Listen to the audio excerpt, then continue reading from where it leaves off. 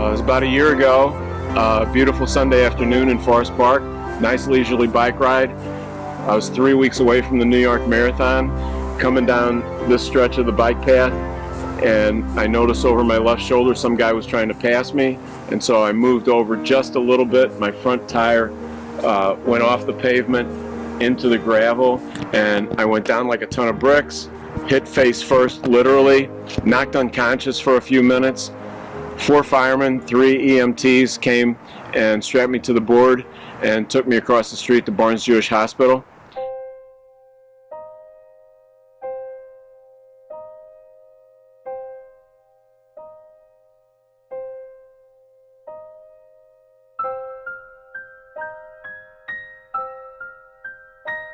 It happened so fast.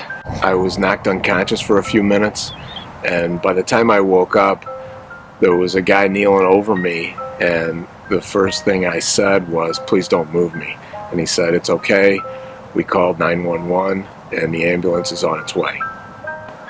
I thought I was paralyzed laying there on my side, and it was pretty scary.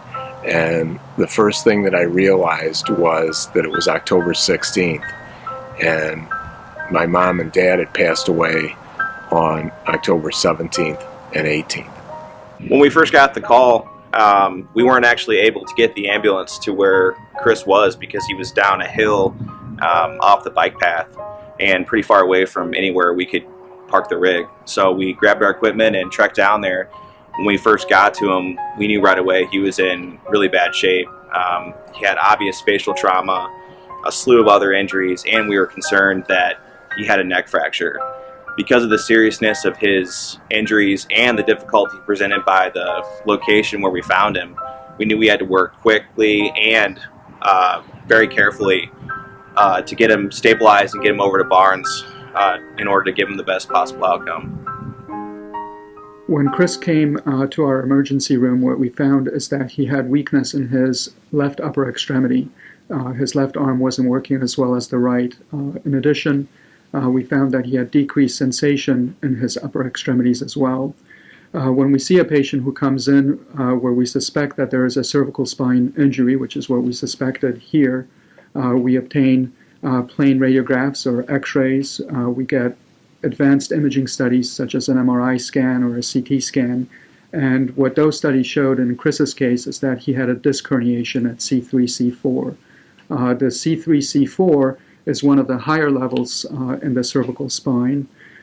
In addition to the disc herniation, which was pushing against the spinal cord, we also found that he had fractures in the back of the spine at C3, at C4, C5, and at C6. Well, what struck me about Chris is that he was very motivated to get better, and that certainly played a huge role. When a patient is motivated to get better, there's no question that they are able to go back to some of their activities much sooner than someone who is not. There was a serious chance of being paralyzed at that C3, C4 level. If he had been paralyzed at that level, he would not be able to breathe on his own. He would lose the ability to move his upper and lower extremities. And thankfully, it wasn't quite as severe as that. So I think there was an element of luck involved. But also there's no question that his motivation to get better played a role as well. When Chris sustained this injury, he was in the process of training for a marathon, and unfortunately, after the injury, we had to put that on hold. Initially, after the operation, we let him do some light aerobic fitness activities, and then at 6 months, he was released to start running. And what's remarkable is that over the course of those 6 months, he was able to get in good enough shape to complete the marathon a year out from his operation. That is truly remarkable. One of the ways in which Chris was lucky is that this injury happened within blocks of Barnes Jewish Hospital. Barnes Jewish Hospital is a level 1 trauma center, and we specialize in the treatment of traumatic injuries. Through the work of our partners in the emergency department, our traumatologist, and the spine surgeons, were able to get Chris to the operating room quickly, fix the injuries, and I think that also played a role in how well he has done. People don't realize how lucky we are to have Barnes Jewish Hospital in the St. Louis area, and personally, I was just extremely lucky that this accident, which was a terrible accident, happened in Forest Park, just a couple of blocks from Barnes Jewish. And one of the things that struck me so much about the whole experience was the technical, professional expertise of everybody that I came in contact with. But beyond that, this event was one of the most powerful events in my life and one of the scariest events in my life. And so what was so impressive about this institution was everybody in the hospital, doctors and staff, come in here every day and deal with these sorts of issues, especially in the trauma area. But I felt like I was being treated like I was the most special person in the world. I first met Chris Carenza in 1970. He is a wonderful guy. He always had a lot of passion, never did ordinary things. He was always extraordinary. You know, when we were teammates, a lot of guys would get tired in the second half, maybe tend to quit a little bit, but Chris never quit. When I heard about Chris breaking his neck, I was in constant contact with him, talked to him every few weeks in the last year, and I knew that he intended to run the New York Marathon. A lot of people doubted that he could do it almost a year to the day after the initial injury, but it didn't surprise me at all because Chris Carenza is an extraordinary guy who doesn't do ordinary things. Once Chris had made it through the various phases of the recovery process and his bones were healed and he had the clearance from his physicians to start running again, he made the decision to begin training for the marathon. And at that time, I knew he would do it, simply because of his sheer determination. Chris is one determined individual, and once he sets his mind to doing something, he's going to make it happen. And that's what he did. I was released by my doctors at 6 months after the surgery, and so that meant that I only had 6 months to get ready for the marathon. The first time I went out to run after being released, I couldn't even run 1 mile, and it was pretty discouraging. But I kept after it, and each time I built up my strength. I could do a little more every time I came out. Eventually, I was able to get on a program for the marathon and get my body back to being used to running and training, and it started to be more encouraging by that time. So I did the rehab and worked the program and kept after it, running and doing strength training for the next 3 months. It was 9 months to the day, and I forced myself to get back on the bike. I went back to the scene and rode down the hill, and it was a very emotional experience. It was kind of scary, and I was had a lot of anxiety about it, but I was able to get through it, and from then on, I was able to cross-train with the bike and do the running at the same time. By October 16th, the training had become very nerve-wracking. I had a lot of anxiety going into the final stretch, and it was really tough. I didn't know if I could do it, but my goal was simply to finish the 26.2 miles. And Claire and I had been planning this 5th marathon together for a long time, and I really didn't want to let her down.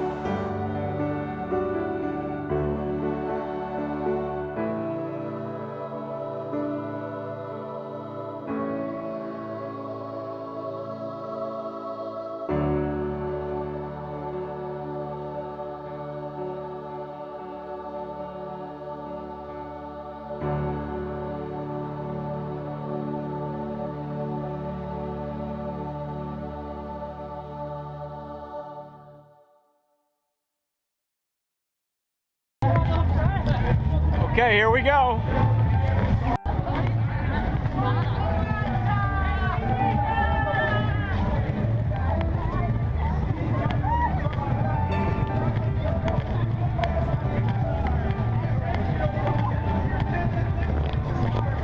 Standing on the Verrazano Bridge with thousands of other runners at the beginning of the race, We're standing at attention for the national anthem, and then they fire this incredible cannon. And then they start playing Frank Sinatra, New York, New York. And it was just an incredible emotional experience to make it to that point.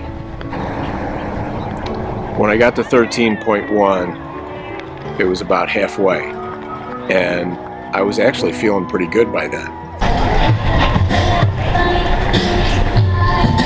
Halfway. This is halfway. We're halfway home. And then around 14, I caught up with Mary Lisa, and that was very uplifting for me and gave me a good push. And then around 18 miles, it started to feel like the wheels were coming off, and I started to feel like I was in trouble. By the time I got to 23 miles back to Central Park, I could feel my body shutting down, and it was pretty scary for me. My neck hurt, my hips hurt, my knees and ankles felt like they were going to collapse, and I was really feeling like I was in trouble. By the time I got to the end of the park and turned on Central Park South, I was really dragging.